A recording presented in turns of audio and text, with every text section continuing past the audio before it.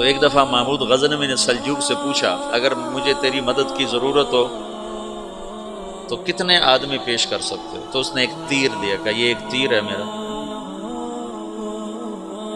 کسی کو یہ تیر بھیج کر میرے علاقے میں بھیج دو تو چند گھنٹوں میں 1,00,000 تلواریں تیرا پہرا دینے کے لیے تیار ہوں، ہمارے پاس اتنی طاقت ہے۔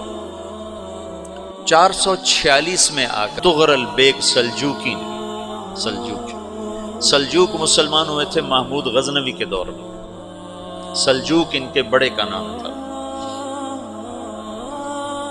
تو یہ سلجوق کی نسل میں تھا تغرل بیگ۔ اللہ تعالیٰ نے جب عرب زوال کا شکار ہو گئے اور ضعف کا شکار ہو گئے، جیسے بڑھاپے کا کوئی علاج نہیں، جب قوموں پہ زوال آتا ہے تو اس کا بھی کوئی علاج نہیں، پھر اور قوم کو جگہ ملتی ہے۔ جیسے بڑھاپا ایک فرد پہ آتا ہے، ایسے بڑھاپا قوم پہ آتا ہے۔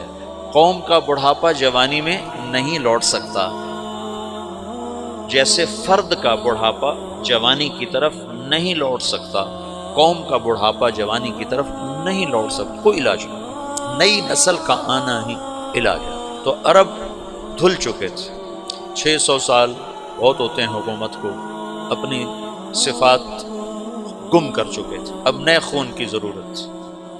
تغرل بیگ پہلا شخص تھا جس نے آ کر اہل سنت والجماعت کو استحکام بخشا۔ صلاح الدین ایوبی نے اسماعیلی شیعہ کی حکومت کو ختم کیا مصر۔ العاضد ان کا آخری خلیفہ تھا۔ صلاح الدین ایوبی نور الدین زنگی رحمۃ اللہ علیہ کا پروردہ تھا، اس کا دوست تھا، اس کے دوست بھی تھا، بچہ بھی تھا، اس کے سامنے زیادہ لکھنے پڑھنے کا شوق تھا۔ پھر اللہ تعالیٰ نے اس سے کام لیا اور اس کو مصر کا گورنر بنا کے بھیجا، مصر کی مدد کے لیے بھیجا، تو وہاں اس نے صلاح الدین ایوبی نے وہاں ختم کیا، تغرل بیگ نے یہاں ختم کیا۔ تو پھر سلجوق جو تھے نا یہ اقتدار میں آئے، ادھر ختم ہو گئی سلطنت بنو عباس کی، مصر ایک چھوٹی سی ترکوں کی سلطنت، تو اللہ تعالیٰ پھر مرکزیت کے لیے ایک نظام چلایا۔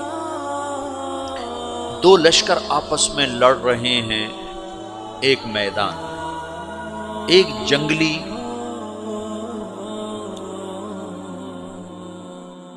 بدوؤں کا قافلہ، جنگل کے لوگ اپنے قبیلے کو لے کر، ایک جنگلی قبیلہ اپنے سردار کے ساتھ نقل مکانی کر رہا ہے ایک جگہ سے دوسری جگہ۔ اللہ کا نظام کہ یہ لوگ چلتے چلتے چلتے اس وادی میں پہنچ گئے جہاں جنگ ہو رہی ہے، 2 لشکر آپس میں لڑ رہے ہیں۔ جب یہ وہاں پہنچتے ہیں تو ایک لشکر کے قدم اکھڑ رہے ہیں اور دوسرا غالب آ رہا ہے۔ ان کو نہیں پتا شکست کھانے والے کون ہیں اور فتح پانے والے کون، ان کو نہیں پتا۔ اس جنگلی قبیلے کے سردار کا نام بھی تغرل ہے، تغرل۔ تو یہ سردار کہتا ہے جو شکست کھا رہے ہیں ان کی مدد کرو، کچھ پتہ نہیں کون ہے، کہتا جو شکست کھا رہے ہیں ان کی مدد کرو۔ تو 400 وحشی جنگلیوں نے فاتح لشکر کے پیچھے حملہ کر دیا۔ تو ایک کافی ہوتا تو 400 دوڑ جب تلواریں پڑیں تو چند لمحوں میں نقشہ بدل گیا، بھاگنے والے جم گئے اور جمنے والے بھاگ پڑے۔ جب جنگ ختم ہوئی تو شکست خوردہ لشکر کے بادشاہ نے ان کو بلایا، اسے پوچھتا ہے مجھے جانتے ہو میں کون ہوں؟ کہا نہیں۔ کہا تو تم نے میری مدد کیوں کی؟ کہا انسانی ہمدردی کی وجہ سے، تمہیں شکست ہو رہی تھی اس لیے تمہاری مدد کی۔ پھر اس نے اپنا تعارف کرایا، میں ہوں سلیمان سلجوقی، ترکی کا بادشاہ۔ مسلمانوں کا لشکر تھا اور تاتاریوں سے شکست کھا رہا تھا، تاتاری فتح پا رہے تھے، مسلمان شکست کھا رہے تھے، تو وہ اللہ کی غیبی مدد بن کر آئے۔ تو وہ اس سے کہتا ہے میرے ساتھ رہنا پسند کرو، تم نے میرے اوپر احسان کیا ہے، میں اس کا بدلہ دینا چاہتا ہوں، میرے ساتھ رہنا پسند کرو گے؟ کہنے کا کر لوں گا۔ تو اس کو لے کر ترکی آیا، اور استنبول اس وقت روم کی حکومت میں تھا، اسے فتح کیا اس تغرل کے آگے چوتھے پانچویں پڑپوتے محمد فاتح نے۔ تو یہ استنبول ہے، یہ ترکی ہے، بیچ میں ایک چھوٹا سمندر ہے، یہاں ایک جاگیر ہے۔ تو سلطان سلیمان کہتا ہے یہ جاگیر تجھے وقف ہے، ادھر سے رومی مجھے تنگ کرتے ہیں حملے کر کر کے، تو میرا دفاع کرتے رہنا، یہ جاگیر تیری۔ یہ اس جاگیر پہ اس نے اپنے قافلے کو آباد کر دیا، اپنے قبیلے کو، اور ایک چھوٹی سی حکومت بنا لی، جو ایک صوبہ سمجھو سلمان سلجوقی کا، وہ ایک چھوٹا سا صوبہ ہے۔